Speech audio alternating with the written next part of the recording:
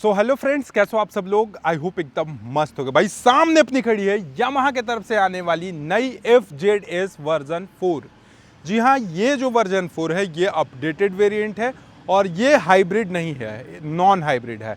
आप देखोगे Yamaha FZS में दो वेरिएंट चलता है, पहला हाइब्रिड और दूसरा नॉन हाइब्रिड। अब हाइब्रिड वाले का केस क्या है कि उसमें फीचर्स कुछ ज़्यादा हैं और माइलेज भी थोड़ा ज़्यादा है, बट प्राइस भी ज़्यादा है सिमिलर अगर देखा जाए तो। लेकिन वहीं हाइब्रिड के बाद जो नॉन हाइब्रिड यानी ये वेरिएंट जो हमारे सामने लगा है ये नॉन हाइब्रिड है और इसकी एक शोरूम कीमत 1,32,000 यानी 1,32,000 इसकी एक शोरूम कीमत है। और आज के इस वीडियो में इस बाइक का डिटेल वॉक अराउंड करेंगे, रिव्यू करेंगे, फीचर्स बताएंगे, माइलेज बताएंगे कि आखिर ये बाइक कितनी माइलेज देती है और क्या ये बाइक आपको लेना वर्थ है या नहीं है, सारी चीज़ें बताएंगे। और इवन ऑन रोड प्राइस इस बाइक की क्या है वो भी चीज़ मैं आपको इस वीडियो में बताने वाला हूँ। सो भाई, चैनल पे पहली बार हो गए तो सब्सक्राइब करके बेल आइकन को दबा देना। और आप सोच रहे होगे कि अभिषेक भाई ये बाल वाल ऐसे क्यों हो गया, तो एक फंक्शन था घर में जिसकी वजह से ये सारी चीज़ें करानी पड़ी थी। तो कोई नहीं, ये तो खैर अपना है, बहुत जल्द आ जाएगा। बट फिलहाल करते हैं इस बाइक का complete detail walk around review. अगर मैं सबसे पहले बात करूँ इसकी हेडलाइट सेक्शन के बारे में, तो यहाँ पर आप देखोगे इसका जो हेडलाइट है ये आपको फुली LED बेस्ड आपको हेडलाइट देखने को मिल जाता है। और ये जो सेक्शन है ये अपना DRLs का सेक्शन देखने को मिल जाता है। इसके साथ साथ बात करें अगर इसकी सस्पेंशन की, तो यहाँ पर आप देखोगे फ्रंट में आपको यहाँ पर टेलीस्कोपिक टाइप के सस्पेंशन देखने को मिल जाते हैं। और इस बाइक में फ्रंट में टर्न इंडिकेटर जो है वो टर्न इंडिकेटर इसके फ्यूल टैंक के पास ही आप देखोगे, तो यहाँ पे कुछ इस तरीके से इंटीग्रेटेड है। और इस साइड की अगर मैं दिखाऊं तो यहाँ भी आप देखोगे तो यहाँ पे भी आपको इसी टाइप से मिल जाता है। इसमें आपको हैजार्ड लाइट नहीं मिलते हैं, इसमें हैजार्ड का ऑप्शन आपको नहीं मिलता है, इसमें सिंगल एक साइड का ही टर्न इंडिकेटर जलेगा।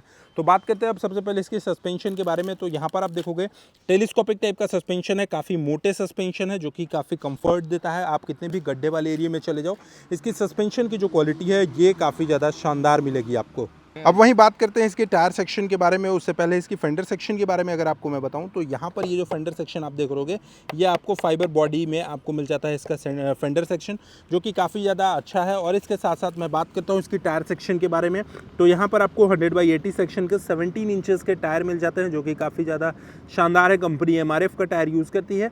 और वहीं ब्रेक डायमेंशंस की बात करें तो यहाँ पर आपको सिंगल चैनल ABS के साथ इसके डिस्क ब्रेक मिल जाते हैं। और ब्रेक कैलिपर्स देखोगे तो बाइब्री के ब्रेक कैलिपर्स देखने को मिलेंगे। ब्रेक के डायमेंशंस की बात करें तो लगभग ये 282 mm के आसपास आपको इसकी ब्रेक की डायमेंशंस देखने को मिल जाएंगी। और टायर के पास जो एलॉय सेक्शन देखोगे ये आपको ऑरेंज कलर में, जो इस बाइक की थोड़ी सी स्टिकरिंग आपको दिख रही होगी इसके फ्यूल टैंक के पास, वो ऑरेंज कलर। और दोनों ही टायरों का जो एलॉय व्हील है ये आपको ऑरेंज कलर, ये इस बाइक के लुक को और भी अट्रैक्टिव बना देती है। अब बात करते हैं इसकी फ्यूल टैंक की, तो फ्यूल टैंक आप देखोगे कुछ इस तरीके से मस्कुलर डिज़ाइन में आपको मिल जाता है, जो कि ब्लू कोर से इनबिल्ट मिलेगा, E20 के साथ मिल जाता है। और फ्यूल टैंक पे ही आपको यहाँ पे की के ऑप्शंस मिल जाते हैं, यहाँ पे की के ऑप्शंस मिलेंगे, इस पर टर्न इंडिकेटर्स मिलता है। इस साइड में आप देखोगे तो यहाँ पे FZS का ब्रांडिंग मिल जाएगा, यामाहा का लोगो आपको मिल जाता है। और इसके साथ साथ कुछ इस तरीके की स्टिकर्स जो आप देखोगे ये भी देखने को मिल जाती है। बाकी ओवरऑल अगर फ्यूल टैंक की कैपेसिटी की बात करें तो ये लगभग 13 लीटर्स के आसपास आपको इसकी फ्यूल टैंक की कैपेसिटी है। और हाँ, ये जो यामाहा FZS है ये माइलेज क्लेम करती है कि भाई ये बाइक बिना हाइब्रिड वाली जो नॉन हाइब्रिड है, ये नॉन हाइब्रिड में भी आराम से आपको 50 km/लीटर के आसपास आपको ये माइलेज प्रोवाइड कर देगी। इसके साथ साथ बात करते हैं इसके इंजन सेक्शन की तरफ, तो यहाँ पर आपको इसका जो इंजन मिलता है 149 सीसी का इंजन मिलता है, जो कि 4 स्ट्रोक सिंगल सिलेंडर के साथ आपको यहाँ पे इसका इंजन मिलेगा। पावर एंड टॉर्क की बात करें तो 12.4 PS का आपको यहाँ पे पावर मिल जाता है और लगभग 13.3 न्यूटन मीटर के आसपास आपको यहाँ पे टॉर्क देखने को मिल जाता है। इसके साथ साथ इंजन को कवर करने के लिए ये जो फाइबर का यहाँ पे प्लेट लगाया गया है, जिसकी क्वालिटी की अगर मैं बात करूँ तो लिटरली बहुत ही शानदार क्वालिटी होता है। यहाँ पर आपको हार्ड कोर फाइबर जो है वो लचीला फाइबर होता है, ताकि कहीं लगे भी तो ये जल्दी डैमेज ना हो। इसके साथ साथ BS6 की बाइक है, तो यहाँ पर आप इसके ऑक्सीजन सेंसर के पास आप यहाँ पर देखोगे तो ये जो चीज़ आप देख रहे हो यहाँ पे इसमें आपको सेंसर लगा हुआ मिल जाता है, जो कि सेफ्टी पॉइंट ऑफ व्यू से देखा जाए तो काफ़ी ज़्यादा शानदार है। वहीं बात करते हैं इस बाइक की ग्राउंड क्लियरेंस सेक्शन की, तो यहाँ पे इसका जो ग्राउंड क्लियरेंस सेक्शन है ये आपको लगभग 165 mm के आसपास आपको इसकी ग्राउंड क्लियरेंस की सेक्शन देखने को मिल जाती है। इसके साथ साथ इस साइड में आप देखोगे तो यहाँ पर आपको एडजस्टेबल ये आपको यहाँ पे इसके फुट पैक्स देखने को मिल जाते हैं। ब्रेक सेक्शन आपको कुछ इस तरीके का मिलेगा। एग्जॉस्ट आप देखोगे तो ऊपर में आपको ये प्लेट के साथ मिल जाता है, जो कि सिंगल टाइप के ही आपको यहाँ पे इसके एग्जॉस्ट मिलेंगे। रियर सेक्शन से देखोगे तो रियर सेक्शन में आपको यहाँ पे डिस्क वाली सारी चीज़ें शो करती है। पीछे की अगर मैं टायर की बात कर लूँ तो यहाँ पर आपको 140 mm का काफ़ी चौड़ा टायर मिलता है, जिससे रोड पे विजिबिलिटी और स्टेबिलिटी जो है वो काफ़ी अच्छे मेंटेन होकर रहे। और वहीं टायर की प्रोफाइल की बात करें तो 140/60 यार 17 इंचेस के साथ आपको यहाँ पे इसके रियर के टायर सेक्शन मिलते हैं। 220 mm का आपको यहाँ पे इसमें ब्रेक डायमेंशंस भी देखने को मिल जाएगा। और पीछे से यहाँ पर आप देखोगे तो इतना ज़्यादा आपको ट्रैवल देखने को मिल जाता है। इसके साथ साथ इस साइड में आप देखोगे तो यहाँ पे ये टायर हैगर जो लगाया गया है ये भी आपको काफ़ी अच्छे क्वालिटी का फुली फाइबर बॉडी के साथ आपको देखने को मिल जाएगा। इस साइड से अगर आपको मैं दिखाऊं तो एक बार सबसे पहले इसके की को ऑन करते हैं। की को ऑन करने के बाद यहाँ पर इसकी टेल लाइट सेक्शन देखोगे तो ये फुली LED आपको टेल लाइट सेक्शन देखने को मिलेंगी।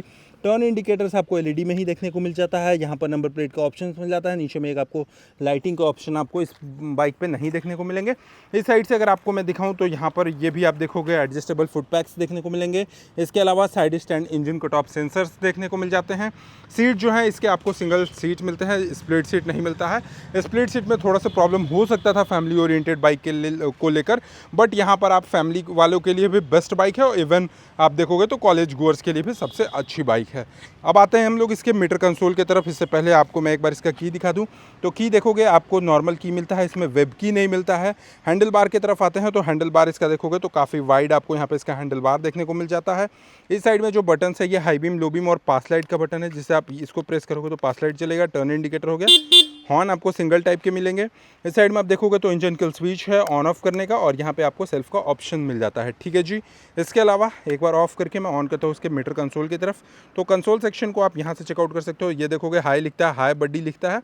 उसके बाद आपको कुछ ये इतनी सारी चीज़ें शो करती है। 1 बाय 1 करके मैं बताता हूँ। सबसे पहले तो आपको यहाँ पर टाइमिंग शो करता है। इस साइड में न्यूट्रल शो करता है। ट्रैक्शन कंट्रोल मिलते हैं, इंजन के ऑप्शंस मिल जाते हैं। ABS यहाँ पे आपको साइन करेगा। इसके अलावा RPM लिमिट्स हो गया, speedometer, odometer, fuel gauge, tachometer, ये सारी चीज़ें आपको यहाँ पे मिल जाती हैं। और इस बटन से आप इसके मोड को भी चेंज कर सकते हो अगर आप चाहोगे तो। यहाँ पर आप इसको सारी चीज़ें चेंज कर सकते हो। जैसे देखो एवरेज कितना दे रही है। इसके अलावा 2 तरीके का एवरेज हो गया, ऑन ऑफ, ऑडोमीटर का रनिंग, ट्रिप 1, ट्रिप 2, ये सारी चीज़ें मतलब आपको शो करती है। और इसमें आपको 3 ट्रिप मीटर्स मिलता है, ट्रिप 1, ट्रिप 2 और ट्रिप F। ट्रिप F में क्या होता है कि आपकी बाइक जो है वो रिजर्व लगती है तो कितने किलोमीटर से स्टार्ट हो जाती है, वो सारी चीज़ें आपको यहाँ पे शो करने को मिलेगा। और इस बाइक की अगर मैं कर्व वेट की बात करूँ तो इस बाइक की जो कर्व वेट है वो लगभग 137 kg के आसपास आपको यहाँ पे इसकी कर्व वेट भी देखने को मिल जाती है। थोड़ा सा इस बाइक का आपको मैं एग्जॉस्ट साउंड भी चेकआउट करा देता हूँ, आप वहीं पर रहना।